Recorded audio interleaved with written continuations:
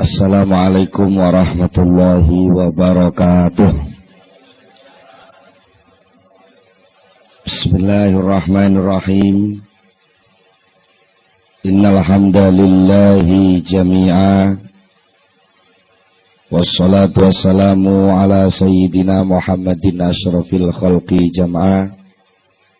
Wa ala alihi wa ashabihi alladzina nalu as-sa'adatal haqiqiyyata fid dunya wal uqba.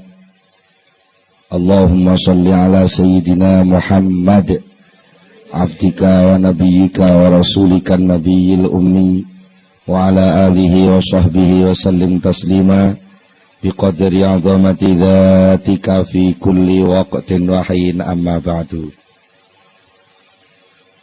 Para hadirin hadirat ingkang kula hormati, alhamdulillah saat menika kita pinaringan rahmat taufik inayah saking ngersanipun Allah Subhanahu wa taala sehingga saged sareng-sareng ngleksanakaken pengaosan saat menika.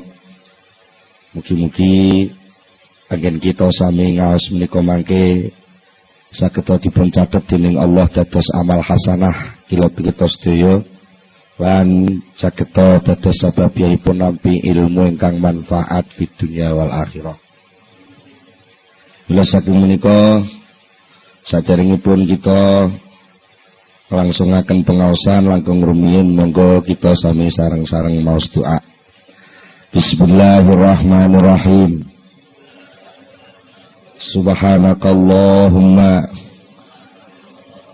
Rabbana la ilma lana illa ma 'allamtana innaka antal alimul hakim wa tub 'alaina innaka antat tawwabur rahim wa taqabbal minna innaka antas samiul alim wa 'allimna min ladunka ilman nafi'a ya dzal jalali wal ikram.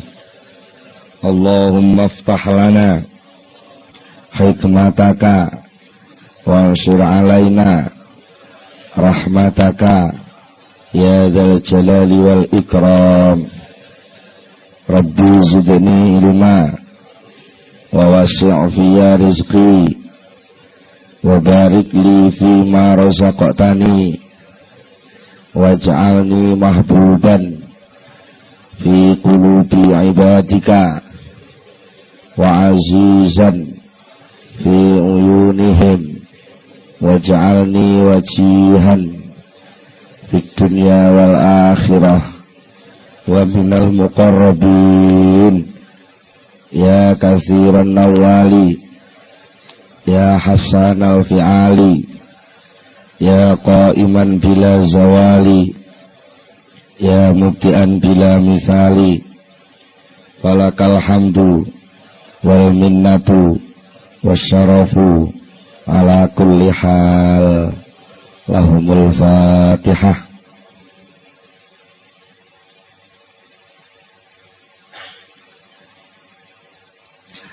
Para hadirin, para rawuh sedaya, wonten ing pengaosan ingkang kita sampun bicara masalah tasawuf secara umum saha mengenal Syekh Ibnu Athaillah Sakandari. Wonten ing kelajenganipun menika badhe kula aturaken setunggalipun tata cara utawi teknisipun ngaos al-hikam. Ingkang kata-kata kula panjenengan sedaya menika ngaos menika terkait terbiasa mirengaken pengaosan menika secara sebab akibat. Bagi biasanipun ngaos menika ngangge ilmu fikih. Nek lakone ngene hukume ngene. Nek enek sebab ngene muncule hukum ngene. Karena muncul sifat mendemi banjur omben-omben iki haram diombe. Menika sebab akibat. Nah, kadang-kadang sebab akibat menika mempengaruhi cara berpikiripun akal kula panjenengan. Nalikane kula panjenengan badhe lumebet wonten ing wilayah sing antaranipun sebab kalih akibat niku sami-sami dados wilayah sucinipun Allah. Menika kadang-kadang kula panjenengan tasih terbiasa terbawa berpikir sebab akibat. Padahal ingkang dipun waos, ingkang dipun tampilaken wonten ing kitab Al-Hikam menika sejatosipun rekaman laku rohani bagi ingkang ngarang kitab menika. Terus kitab Hikam niku penake omong ya wis enten perjalanan sing dilampahaken Syekh Ibnu Athaillah. Terus niku lika-liku perjalanan niku dipun rekam dening Syekh Ibnu Athaillah dados Al-Hikam menika ajeng kenging dipun pundhut suri tauladan dening ingkang purun kersa maos, nanging tetep mboten saged 100% persis kados ingkang dipun alami dening Syekh Ibnu Athaillah. Betul. Mula saking menika menawi kepengin mendekati, memahami, ngrasakno napa sing ditulis teng Hikam, nggih, mbuh pirang persen kudu ngalami memposisikan diri kados posisine Syekh Ibnu Athaillah. Nek namung sekedar niat ngaji Hikam kok mengajeng ngamati lakune wong tasawuf mboten tok. Mboten paham. Menawi namung kira-kira niku jenenge namung kira-kira. Nah niku saged diperdebataken menawi namung kira-kira. Lah ngaos Hikam menika mboten kangge nyalahno benerno wong, tapi ngaos Hikam menika kangge nglungguhaken manah kula panjenengan sedaya niki supados saged ngraosaken yok napa to sakjane rasane dadi kawulane Allah sing tenang. Niku rasane dadi kawulane Allah sing tenan niku dos pundi.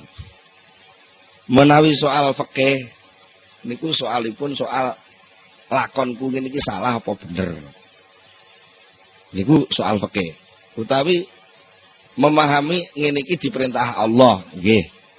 Paham diperintah Allah, tapi lek Al-Hikam utawi tasawuf niku pun mboten ngoten. Nglakoni perintahe Allah kuwi lho rasane piye? Ngoten. Benten nggih. Mila lajeng perlu enten semacam arahan menawi mangke panjenengan nuwun sewu mirengaken keterangan saking pengaosan Al-Hikam. Lajeng wonten sing nuwun sewu, wah gak mathuk akal ngoten. Pancen Al-Hikam niku sak gedakan. Sak gedakan niku cara ngriki napa? Sepintas nggih. Sak gedakan lawaran ngoten niku gampang bentrok kalih akal.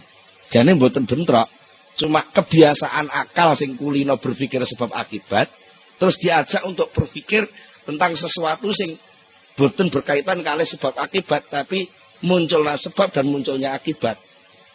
Lalu ngerasakno piye lek wis nglakoni sebabe, kapan piye rasane lek nglakoni akibate.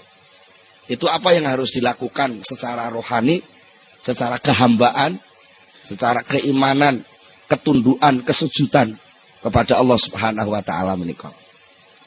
Iki nek diringkes apa to tasawuf niku? Tasawuf maknane ya nyahadatno laku sakbare nyahadatno lambe. Kula panjenengan mlebet Islam kan mlebete liwat ungkapan pengakuan asyhadu alla ilaha illallah wa asyhadu anna Muhammadar Rasulullah. Lajeng menika menawi kita ngaos tasawuf ingin benar-benar memasuki wilayah tasawuf, kedah syahadat niku mboten namung teng lesan, tapi bener-bener dirasakno tenan nek ora ana pangeran liyane Allah. Bener-bener nglenggono lungguh tenan lek lakon contoh tumindak sing bener niku lakon contoh tumindake Rasulullah. Di cara wong nuwun sewu disuguhi niku mboten namung dibicara. Iki kula disuguhi toya pethak. Mboten namung dibicara apa air putih itu untuk apa, dari mana asalnya air putih. Sekarang ini air putih tampil berapa gelas, mengapa harus itu. Niku Niku lak mung dadi ilmu. Dadi tahu tok. Maka apa? Tasawuf al-hikam berusaha untuk mengajak orang, mengajak murid-muridnya, mengajak kelompoknya untuk ngombe. Ya kaya ngeten iki nuwun sewu. Alhamdulillah. Roh rasane banyu putih. Lah jenengan kan namung ngertos lek kula minum. Nggih to? Tapi jenengan lagi panggah nolak. Nggih to nggih. Panggah nolak. Bisane roh rasane banyu putih sing kula ombe niki. Jenengan nggih kudu melok nglakoni ngangkat gelas, nemplekno pucuk gelas, didokne teng lambe, disedot kaya kula leh nyedot nyeruput. Mengke nggih dilaksanakne tenan rasane. Mergi padha-padha ngangkat, kok kaduan wong ngamati sami. Jenengan pamane nggih ngangkat gelas, kula ngangkat gelas. Tapi bangsa nemplek lambe, jenengan sebul, kula nyedot. Niku nggih pun benten. Mulane ngaji tasawuf kadang-kadang enten sing modal nyebul, enten sing modal nyedot. Lek ngaji hikam, ngaji tasawuf kok nyebul, arep dienggo ngomentari wong liya, nggih ngamati napa sing didelok. Dari pelaku tasawuf niku jenenge ngaji kitab hikam arep nyebul, mboten roh rasane. Tapi lek ngaji hikam disedot, diserot, diombe, dirasakno, lha niku mengke badhe muncul beberapa reaksi kerohanian, pertumbuhan kesehatan hati sing niku mengke saged dumugi dhateng dawuhipun Allah Subhanahu wa taala, la yanfa'u malun wala banun illa man atallaha biqalbin salim. Suatu ketika hari itu tidak berguna lagi yang namanya harta dan anak buah, kecuali hanya hati yang datang kepada Allah dengan sehat selamat. Sama namun gambaraken atallaha biqalbin salim niku teka teng Allah kok terus ngenteni sok kiamat niku kesuwen. Wong Allah niku mboten tau ndelik, jenengan dadi makhluk Allah niku nggih wiwit dadi menungso nggih langsung dadi makhluk Allah, berarti teka teng Allah niku sak wayah-wayah. Sapa sing iso teka teng Allah, sowan teng Allah, sebo teng Allah, wusul teng Allah dengan hati yang sehat, nah, disitulah dia menerima kemanfaatan sejati, kenikmatan hakiki, kebahagiaan abadi yang tidak dipengaruhi oleh perubahan sesuatu apapun selain Allah. Bila saking menika pijakan awal saking pengajian tasawuf menika berusaha ngrasakno nganggo ati, aja kesusu ngomentari nganggo akal. Niki sepisan kaping kalih. Kitab Al-Hikam niku kitab sing mboten enten bismillahe. Tegese mboten enten kawitane. Nggih mboten enten khatamane.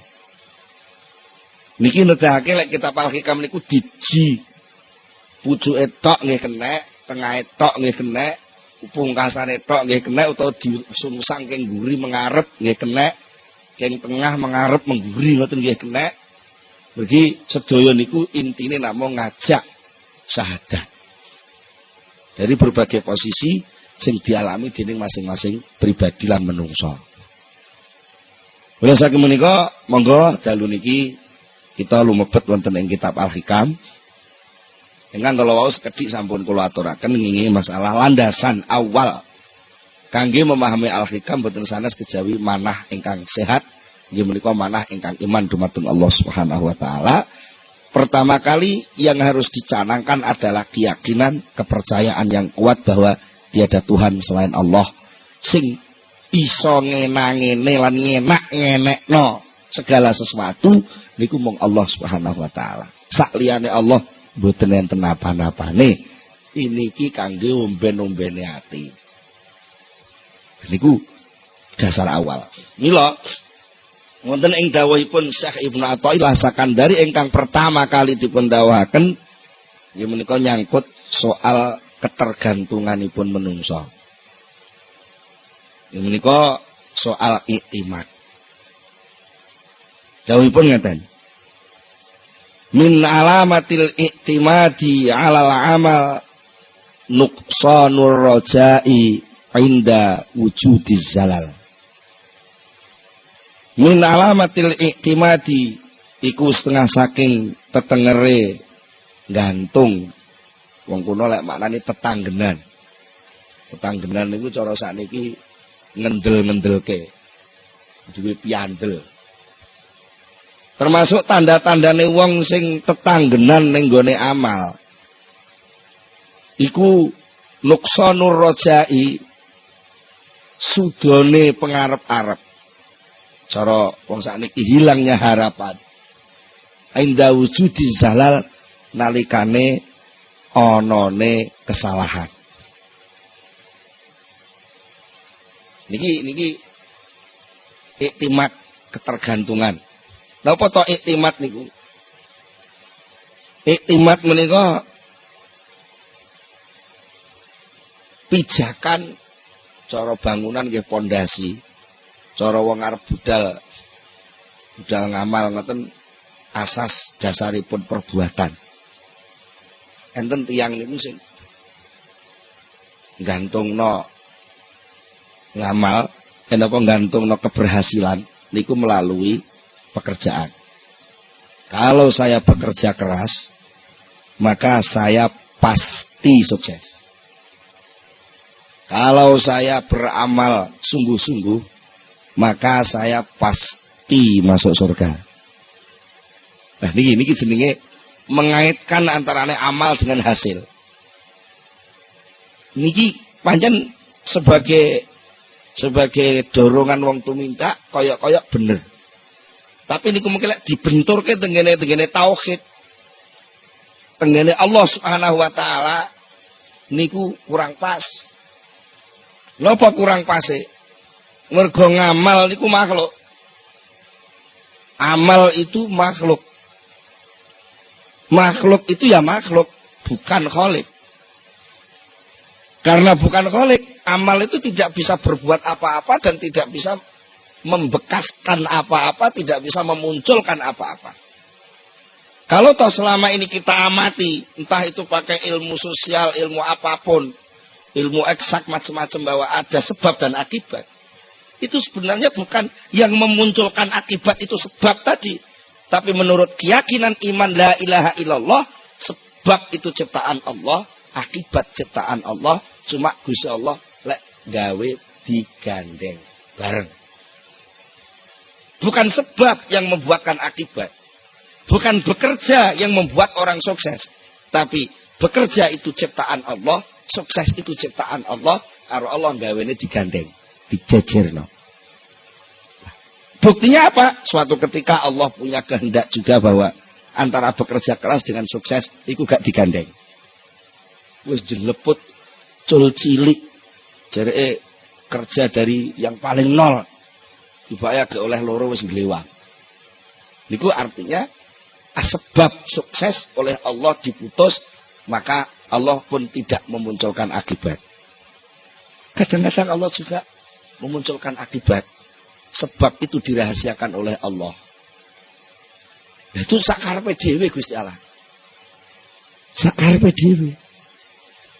Sapa ta sing nyono lek Gusti arep dadi presiden? Cara sebab politik mun mboten masuk hitungan kok. Kesehatan wis ora mungkin. Partai politik gak jadi ketua.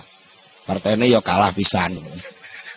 Iki cara itu kan pun mboten pantes nek dadi presiden. Lho kok dadi mergo napa? Malikal mulki tu'til mulka man tasya wa tanzi'ul mulka mimman tasya.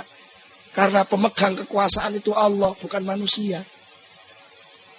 Kalau toh ada orang yang berkuasa itu bukan kekuasaan dia, tapi itu titipan dari Allah. Pas Allah gelem ngangkat dia jadi pemimpin, jadi malik. Tapi lek di tanzi'u, didedel, dicopot, dilengser, ya pira suwene.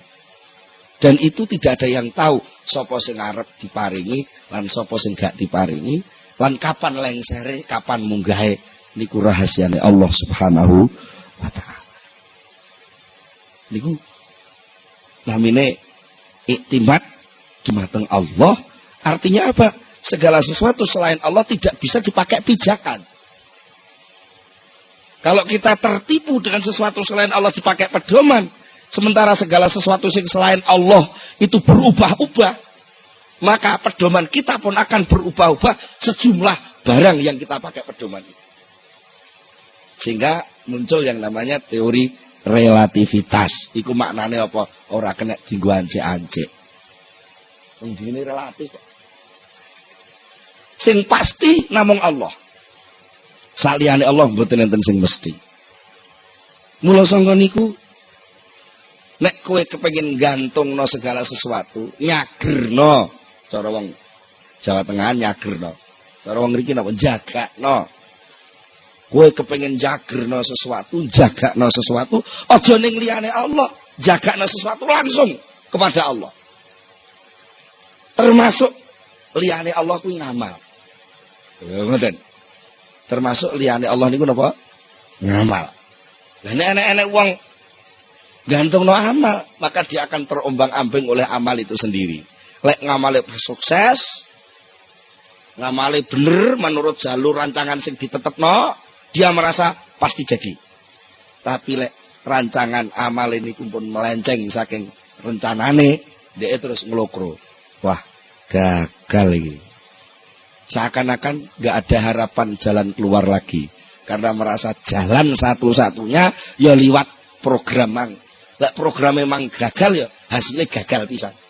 Padahal ada kekuasaan Allah yang bisa menarik seseorang bisa mendapatkan kesuksesan tanpa melalui sebab sing diamali niku wae. Niki jenenge bertauhid. Bertauhid. Dados enten sing takok, biasanya enten sing takok, lha terus pundi terus suruh bekerja keras. Tapi lah kok diomongi jare kerjaan itu enggak ada nilainya, enggak ada apa-apanya. Niki perlu panjenengan sedaya pahami, orang Islam itu ditaklif, diperintah dening Allah untuk bekerja. Bekerja termasuk amal niku bekerja. Salat niku bekerja. Nggih. Nyambut gawe teng toko, teng pasar niku bekerja. Niku sing merintah Allah. Nggih, perintah Allah. Ana kalane perintah niku bentuke fardhu ain. Masing-masing orang harus mengerjakan bentuk yang sama. Niku namanya fardhu ain. Enten sing fardhu kifayah. Masing-masing orang kewajibannya tidak sama. Niku jenenge fardhu kifayah. Kayak buka toko buku niku fardhu kifayah. Terus Pak Hari buka pom niku fardhu kifayah. Mergo lek pom ditutup kabeh nggih kabeh bingung. Mane niat buka usaha ampun niat sekedar golek bati. Eman-eman. Buka usaha niku niate nglakoni perintah Allah sing rupa fardhu kifayah. Dadi wong tani nggih ngoten. Dadi wong tani niku buka lakon pertanian lho. Niat ingsun nglakoni fardhu kifayah. Niku jenenge amal al-matlub. Pekerjaan yang diperintahkan, dituntut oleh Allah kepada hamba yang namanya manusia. Ketika hamba itu dituntut mau melaksanakan pekerjaan, dia diridhoi, didemeni, disayangi, dimaremi Allah Subhanahu wa ta'ala. Sementara pada saat yang sama juga dia dituntut, diperintah oleh Allah untuk tidak menggantungkan keberhasilan amal itu kepada amalnya. Artinya hasil dari amal itu jangan dikaitkan dengan pekerjaan yang dia jalankan. Wangel nggih? Angel. Napa kok angel? Mergo latihane cul cilik gak ngono. Latihane cul cilik iji SD mau wis dituding-tuding. Kowe lek gak gelem sekolah gak iso urip kowe.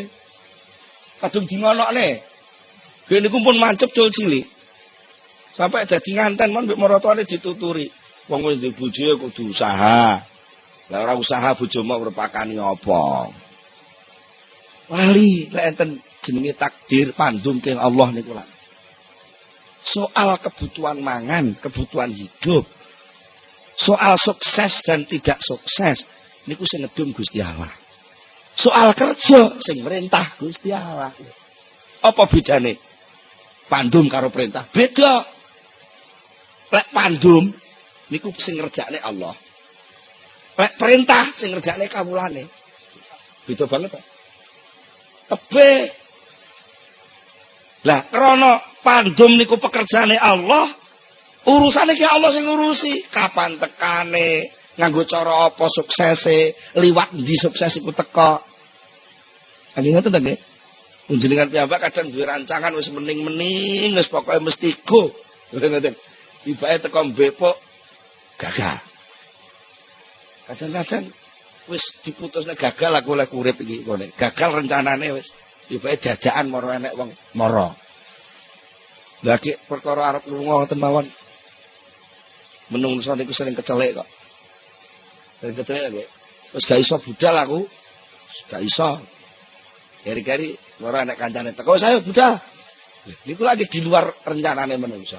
Lan niku dadi gitu. Dadi. Lah nek ngono tengok-tengok ae ora usah usaha, jenenge wong purek. Purek terus mesti purek, wong diperintah ora budal lak purek. Mergo napa dianggep budale niku ora enek gunane lho, soal guna gak guna sing mutusi duduk kowe. Guna gak guna sing mutusi Gusti Allah. Napa anggit sampean salat niku enek gunane? Cobi sampean pikir, salat niku enek gunane. Wong mek jengkang-jengking, ngambusi lemah, ngubling ngoten niku. Nuwun sewu niki. Sampean pikir napa ngono niku enek gunane?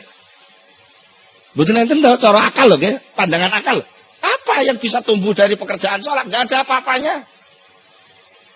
Enggak ada apa-apanya. Tapi mengapa itu diperintah? Yo urusannya sing merintah.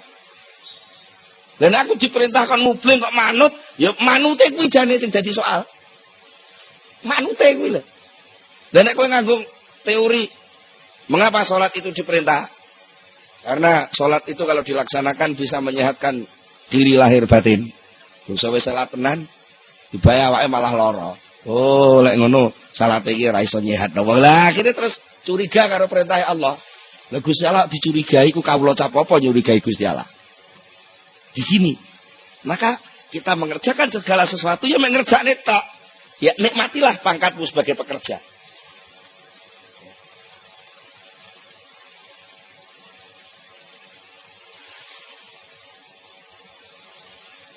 Nikmatilah pangkatmu sebagai pekerja karena pekerja, pangkat pekerja, amil itu penghargaan yang luar biasa. Jadi bukti nih, ngeten. Enak uang di PHK muring-muring. Iya kan? Krisis-krisis gila nih kok. Wong lak kata sing di PHK. Di PHK kok malah muring-muring. Mestine ya di PHK ki beneran ta ora duwe beban lak ngoten. Mengapa marah-marah? Karena orang tidak bekerja itu enggak punya nilai. Kalau dia masih disuruh kerja, maknanya dia masih dihargai.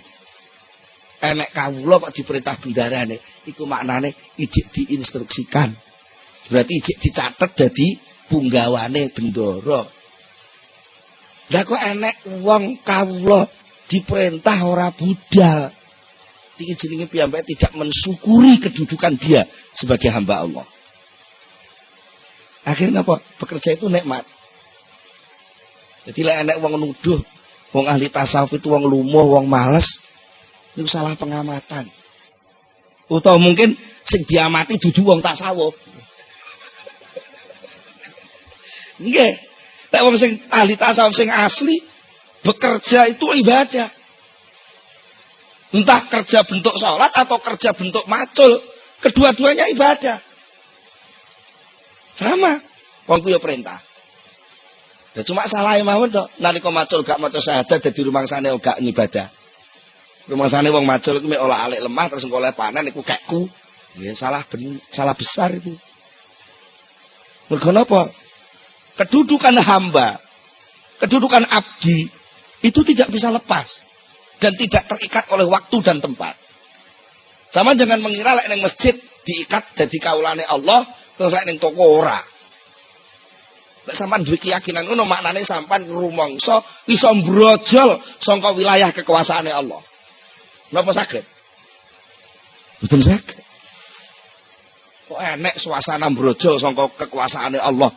Ya engko lek Gusti Allah duwe kekuasaan terbatas. Buktine lha iku enek menungso iso metu. Lek wilayah kekuasaane tuan rumah mungkin ada batas. Ini ruang tamu, ini ruang pribadi, ini ruang tengah, ini ruang makan, ada batas-batas. Nek wis metu kok pager jenenge wis duduk wilayahku. Niku lek kula sing kuwasa. Kuasane Allah mboten enten pager. tak terbatas. Maknane napa? Pangkat kawula sing nemplek teng menungsa. Niku esuk ya kawula, awan ya kawula, bengi kawula, setengah wengi ya kawula, tegese pangkat kawula itu enggak pernah lepas. Sampeyan teng toko ya kawula, teng kantor ya kawula, teng sawah ya kawula, ning masjid ya kawula. Kenapa kok lalu ada keyakinan lek ning masjid kawula tapi lek ning sawah ora kawula? Lah niku akibatnya muncul penganggap seperti itu sehingga merasa bebas ketika keluar dari masjid. Ketika merasa bebas keluar dari masjid, merasa nggak ada ikatan. Ketika merasa nggak ada ikatan, nggak ada hukum. Ketika nggak ada hukum, sakarepe dhewe, nalika sakarepe dhewe tabrakan karo kancane. Itu awal dari kisruhnya wong sing gak rumangsa dadi kawulane Allah.